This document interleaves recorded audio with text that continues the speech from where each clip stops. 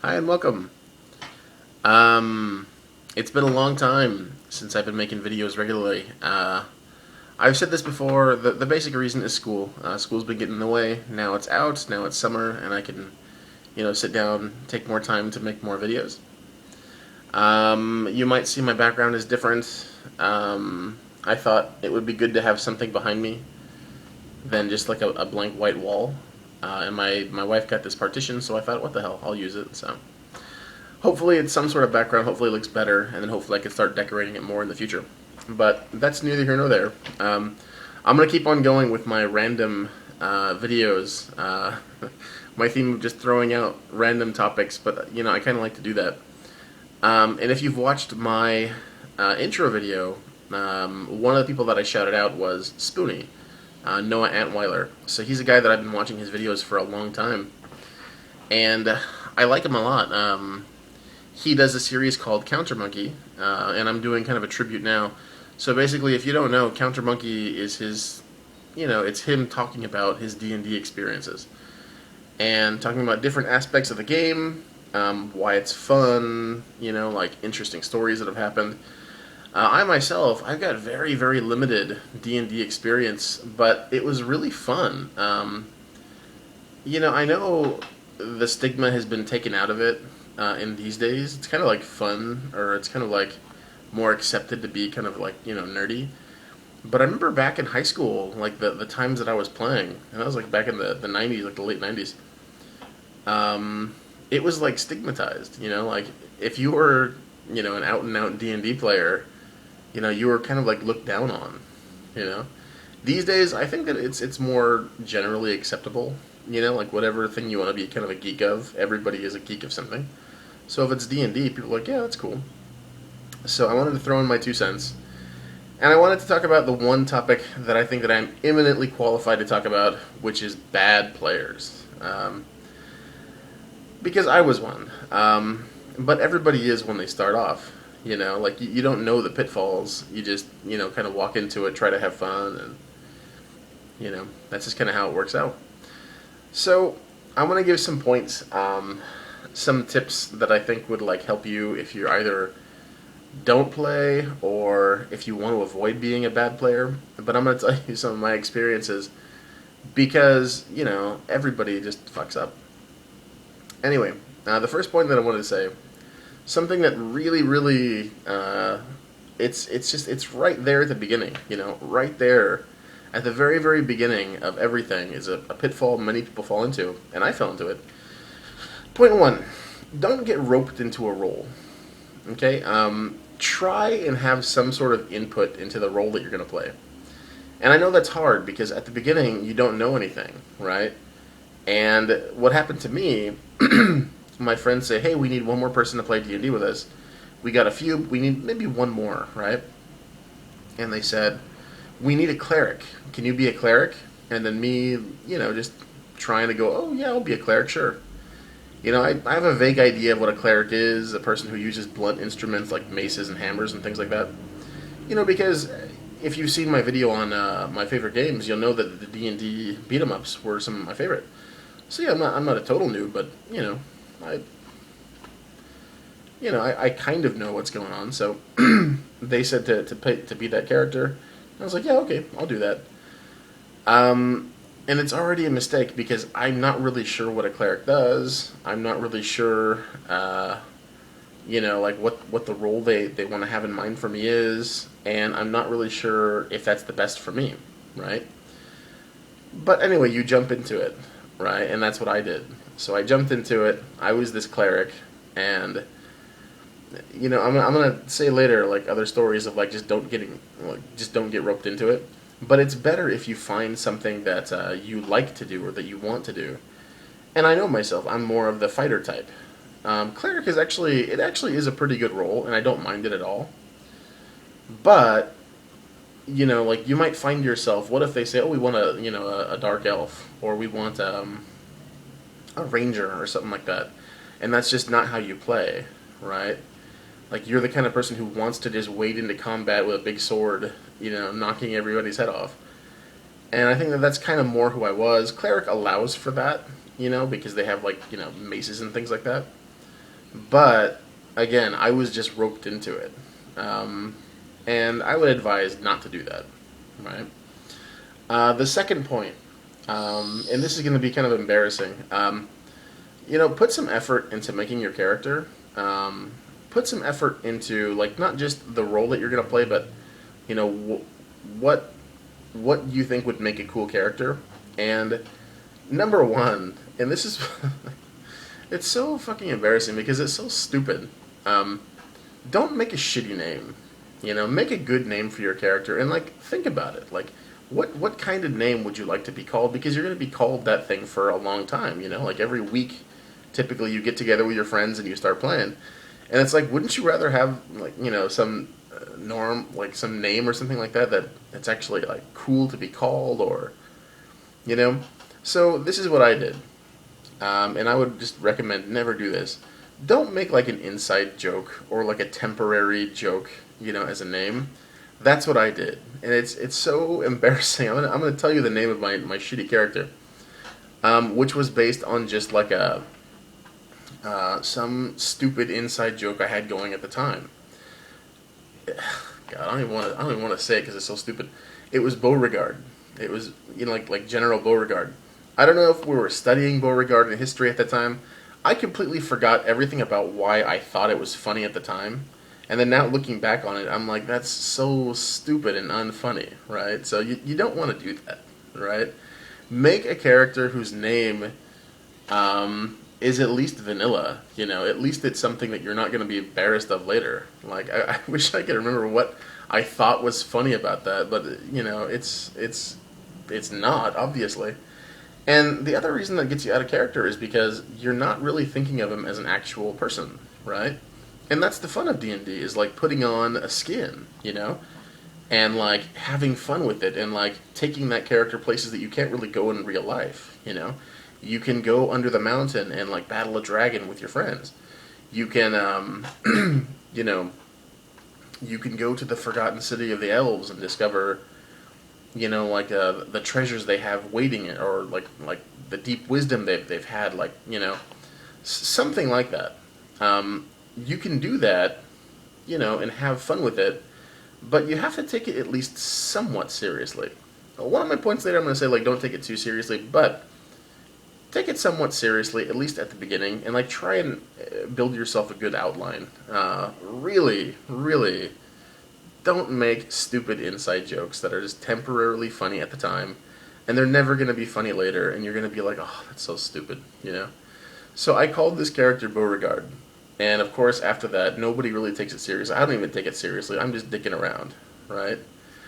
And that gives me to my next point. Point three. Don't annoy the DM unnecessarily. The DM, the dungeon master, the person who's running the game, that's typically a friend of yours, and they're kind of like the default authority figure. They're kind of like the parent. So everybody just thinks they're a huge comedian for tweaking the DM's nose, when really it's just one of your friends, and they're just trying to have fun and like make a game for you. But we always do that, right? Like we always, I don't know if it's like a natural thing, but we just do that. Like our particular DM at the time was my really good buddy's brother, his older brother, and I liked him too. He was a friend of mine too, still is. But he's the DM, therefore he's the dad. Therefore everybody wants to like tweak his nose. Don't do that. Because like you're making it hard for that person for no reason. You're kind of putting up this wall between you and them.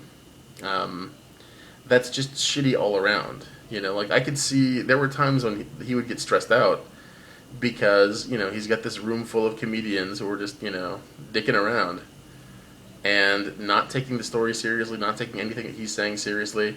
Every time that he would say like, "Oh, you come to you come to this place, and you meet this character," we always had like some wisecrack. Like, we always had some stupid wisecrack, and like looking back on it now, I really regret it because He put effort into it. He put effort into thinking about places that we can go to and things that we could do, and it was just one of those unconscious things. You don't think about it. You don't care about it. You're like, oh, you're the dad. You'll clean up our mess. But don't do that because you're kind of sabotaging the story already. Again, like most of my advice here is just different ways that you as a player can get invested in the world. Like if you're not really getting invested, then it's really not as deep as it could be. And it's much more fun when you really do. That kind of like wisecracking and shit. Of course it's fun. That's why we always do it. But just don't let it get out of hand. Because you're making the DM go through like unnecessary stress. So I would say don't do that. Point number 4, and this really struck home to me. Play your class like your class, right? So that gets back to the first point, right? Don't get roped into a role that you don't want to do.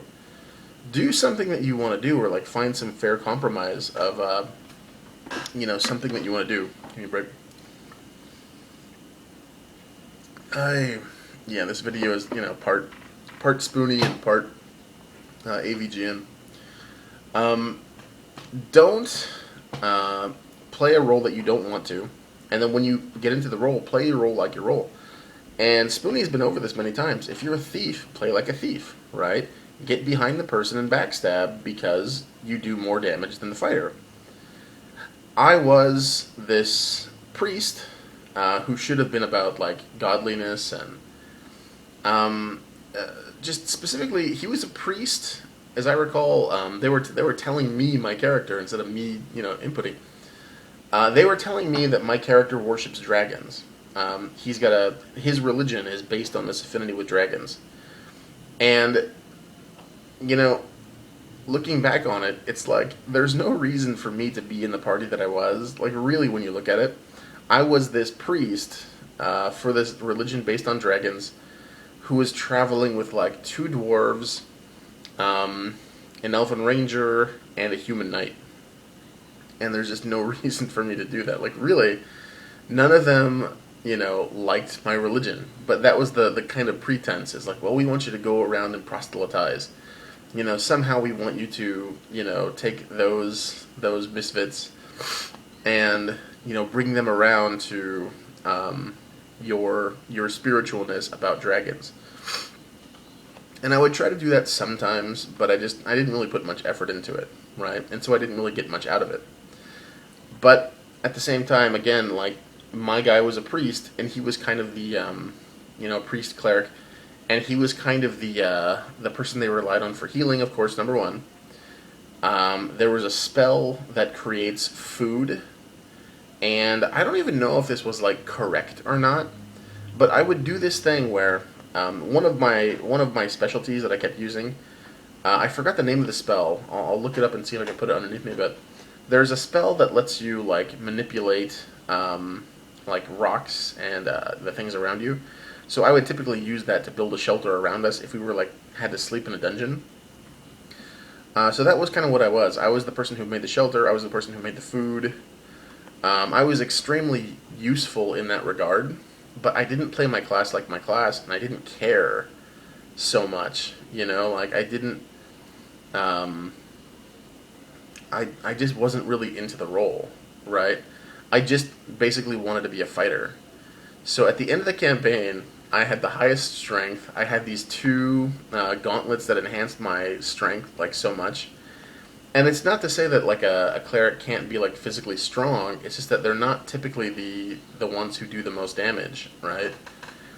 But I was, because I wasn't really playing it thinking about, oh, I'll do this like this, I'll do this the way that a cleric would do it. I just wanted to be, I wanted, knock people's heads off, And so that's kind of how I played, and it really got to be silly. I remember one time there was this tournament that the DM had set up, and my guy, like, he wasn't allowed to use his physical strength, It was like a tournament of like like people only using magic, and so I was like, you know what, I have enough magic to where I can like compete, but if I could use my strength, I would just like punch this guy, bare-fisted, and I would beat the hell out of him. But I couldn't do that. And I remember there was this tournament that I was in where I did this thing. I don't even know if it's like correct use. Remember I said that you can use a spell that manipulates like stone and manipulates like things. So I had this idea. I'm gonna do this. Like I'm gonna hurt the guy by like, and it's kind of diabolical when I think about it. But like, take the brick that we were on, right, and manipulate it to first cover his foot so he couldn't move, and then when he was covered, I was gonna draw. I was going to like manipulate the brick to make it into a spike that's slowly creeping up his leg, and it would go into him and kill him. And that's pretty diabolical. But at the same time, like, I wasn't playing to my class. I wasn't thinking too carefully, and I don't think the DM was either, because he he didn't roleplay that as if it was like a thing that was happening, right? He just looked at it as like points on a page, like hit points on a page, right? If a person was in the situation to where that happened, stone covered his feet, right, and suddenly there's a spike, going up through the bones of his leg, he would be screaming in fucking pain, right? He would be like in this abject, torturous pain. But he didn't really play it like that, like the DM just kind of, roll my dice. Oh, he got out of it, for whatever, shaking his foot. But he still had half of a spike up his femur, right?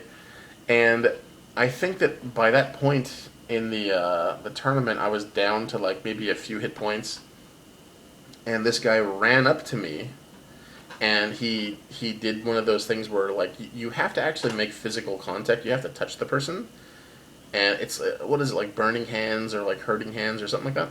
And then he touched me and he killed me with like the last bit of my health. He just barely got it. And I was like, how the hell did he run up to me? How the hell did he like reach me in that state? He must have had like the endurance of a fucking ox on steroids. But we were just kids. The DM was a kid too. Like, we were all like in our teens.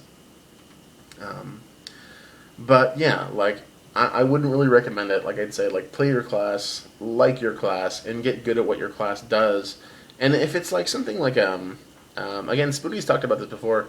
He would have a person in his party who said like, I'm not that kind of thief, and that person would like do things that were not really, or the person wouldn't allow what they're good at to be explained, right? And, like throughout the whole campaign, no matter what they would tell him to do, he would be like, "Oh, I'm not that kind of thief. I don't do backstab. I don't do this. I don't steal things." You know what I mean? That's cool, but like, have a clear idea of what kind of thief you want to be and do that, right? Because if not, it's almost like you're hiding your abilities and you're not really using your abilities. If the DM himself is confused at what you do, probably you are confused too, right? There's one instance that I want to talk about that was just so out of character for all of us, and it's like it's one of those dilemmas where it's hard to say what was good to do. I told you I was a priest and I was traveling with two dwarves. The human fighter, the knight, he was a friend of mine, but of course he was a friend of all of us, but he couldn't keep coming to the games, so we had to kind of like write out his character. And also he was doing things that were wildly out of character, and that was one of the situations where the DM will step in and change your alignment. So he was like neutral good or something like that. And I remember like one of the DM's recurring characters was this annoying he was this annoying goblin. Like he was a goblin, but he must have had some sort of mysterious power, because we would kill him several times and he would keep on popping back up. And there was this one place where like we thought it was him. We thought that the place that we were at, the person we were talking to, was illusory. and I forgot the specifics, but that's just what it was. We thought that we were in this illusory place, and the human fighter says, oh, I take out my sword and I run him through with my sword, and the DM's like, that's totally uncool, and even if you think it's even if you think it's illusion, like you wouldn't do that. And then we had this huge argument about like alignments and all this kind of stuff. So Spoonie, yeah, I totally know what you're saying. People argue alignments all the time. Anyway, besides that fighter who we had to write out, the two dwarves, there's no reason I would be hanging out with them, like at all. That kept on coming back to me as I was like, why am I hanging out with these two guys? And during one fight, there was this time where the two dwarves, and one of them, my good friend, still a friend now, he was the kind of the leader of the two, and I noticed that during this fight there was a red dragon. I think it was like a dead. It was like a dead baby red. We just come across this baby red, and there was a fight with like normal creatures around it, and like as we're fighting off the creatures, I'm noticing the two dwarves are like passing notes back and forth to each other. They're communicating with each other, but not with me, right? And it turns out, like, what they were doing, they didn't really take a careful look at where we were set up. They had that discussion with the DM, like, without my knowing, because they were, like, passing notes. But the way it turned out was, they were actually well within my line of sight, but they thought they were not. They thought they were out of my sight, and so what they tried to do was, they tried to cut out a tooth from that, baby red, so that they could sell it, because they're dwarves. That's what they do. Like they want to make money. And they got caught. The DM said to me, "You see them cutting out the tooth of this dragon," And they told me, like, my whole character's, motivation was that he was, like, proselytizing, and he wanted, to spread the fear, and the wisdom of the dragons, to everybody else. And these were guys in my party, If anybody should treat dragons with respect, it should have been them, So it's one of those, like cognitive dissonant moments where I'm like, you know what? Really, this character that I'm playing would be disgusted by you guys for doing that, for desecrating the body of a dragon, because he holds them in the highest esteem. And two, he would be doubly pissed off at you. Ooh. Screensaver. Okay, sorry.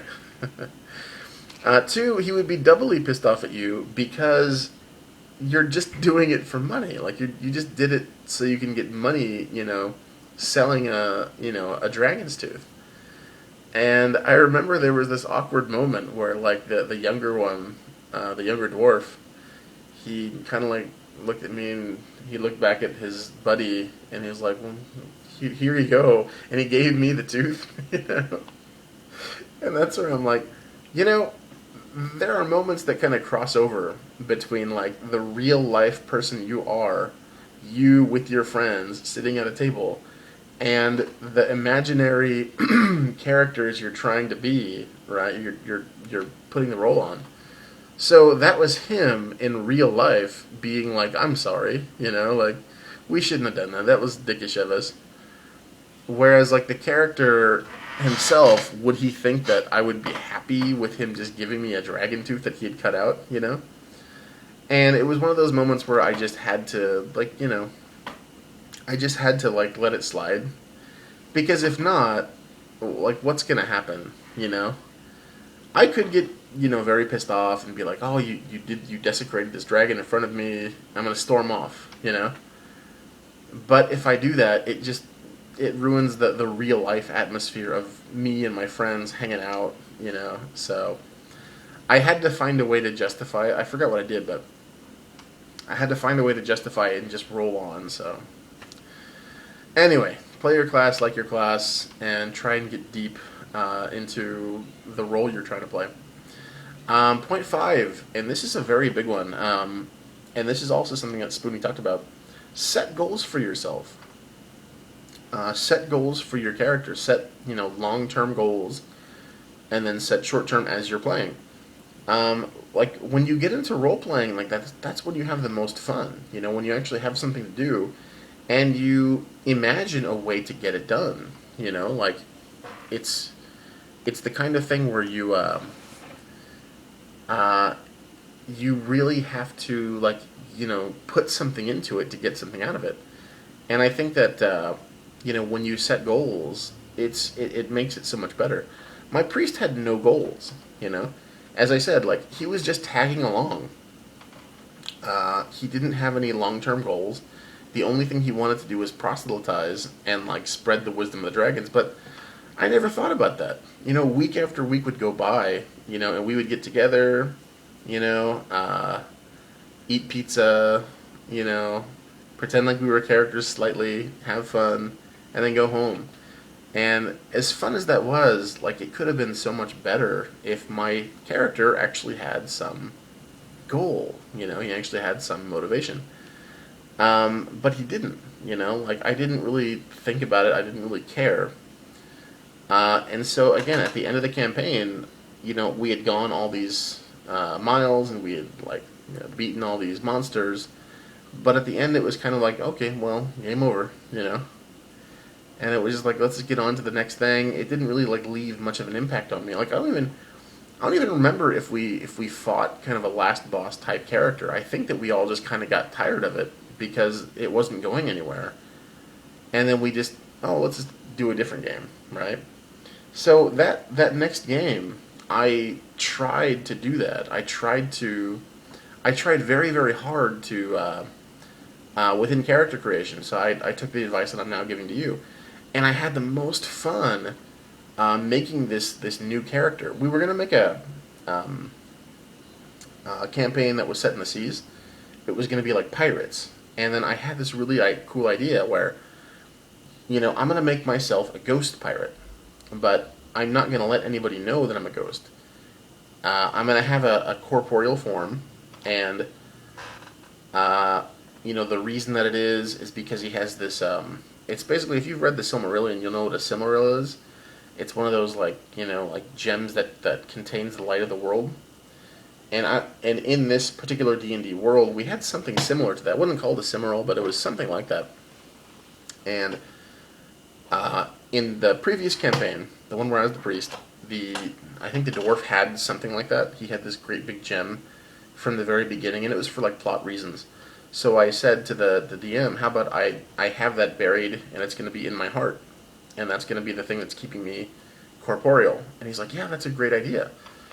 Yeah, I'll give that to you from the very beginning.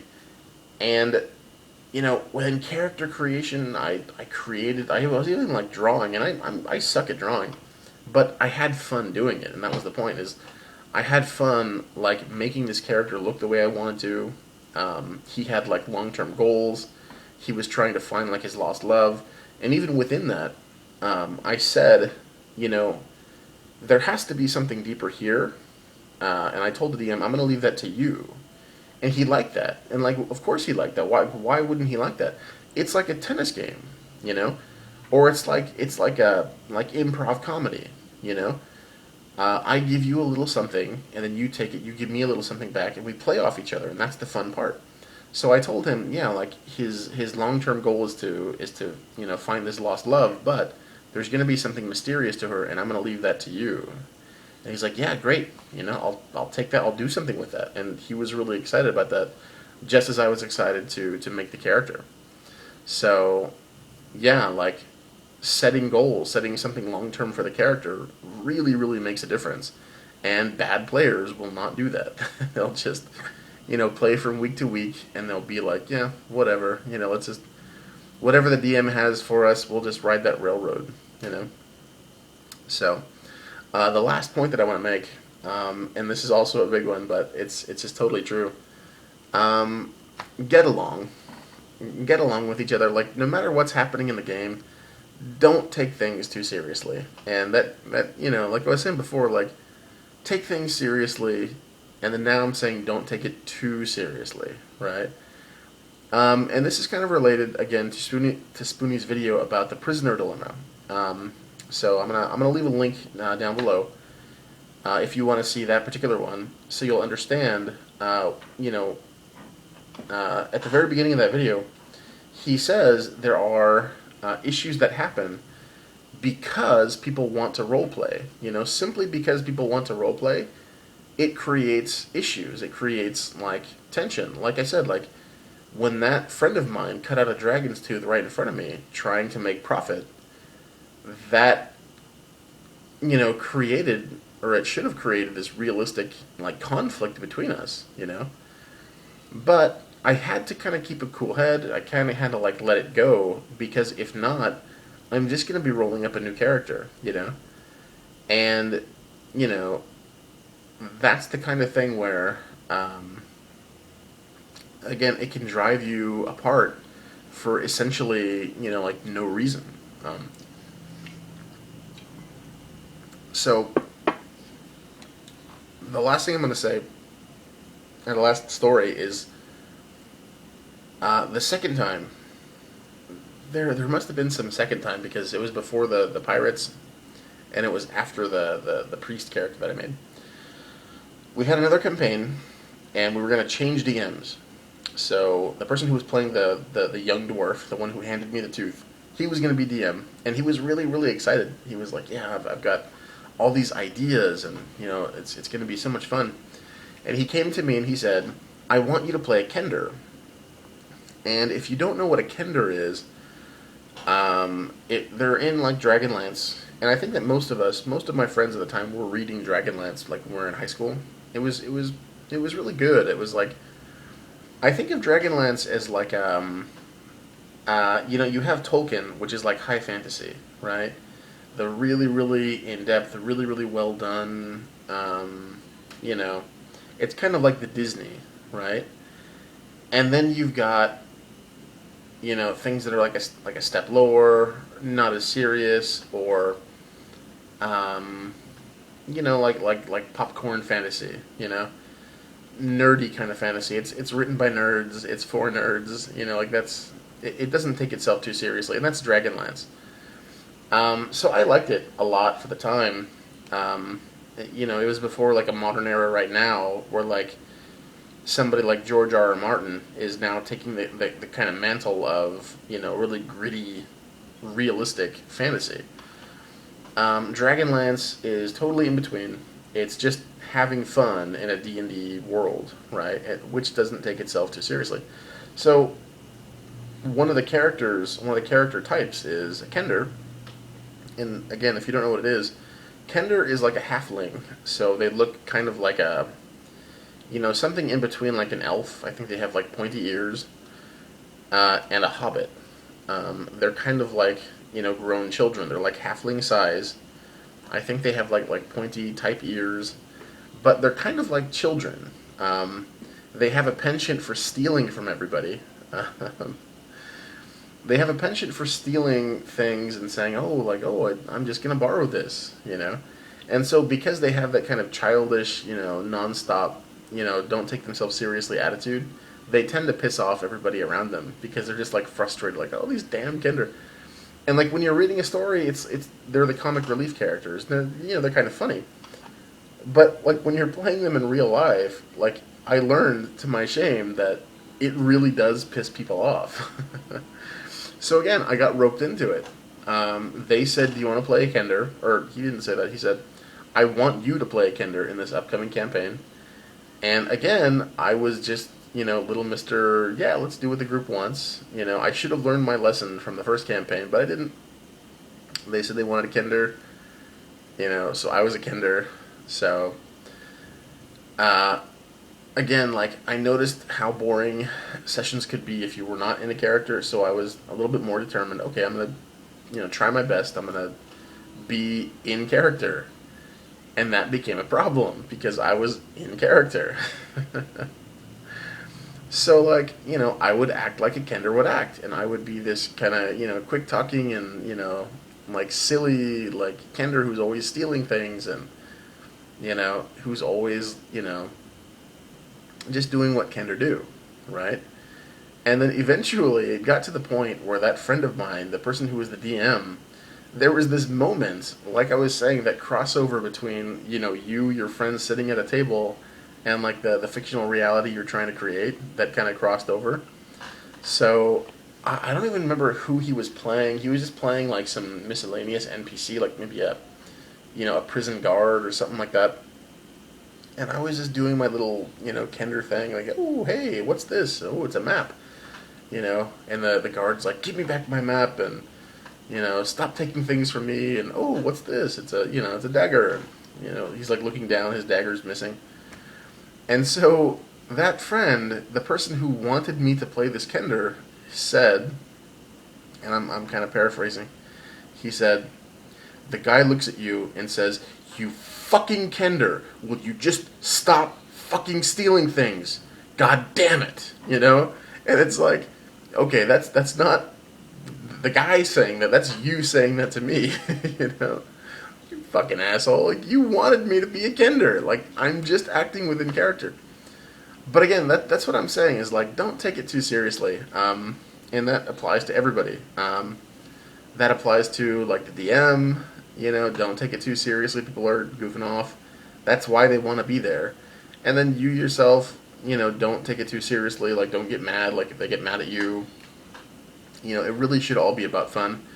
And I think that for myself, like, maybe I was taking, like, being a character or being in character to, like, too much, Like, maybe I myself could have just cooled down on it and said, yeah, okay, like, it is getting annoying when you have this Kender who's just like stealing from everybody at random and pissing everybody off. So anyway, those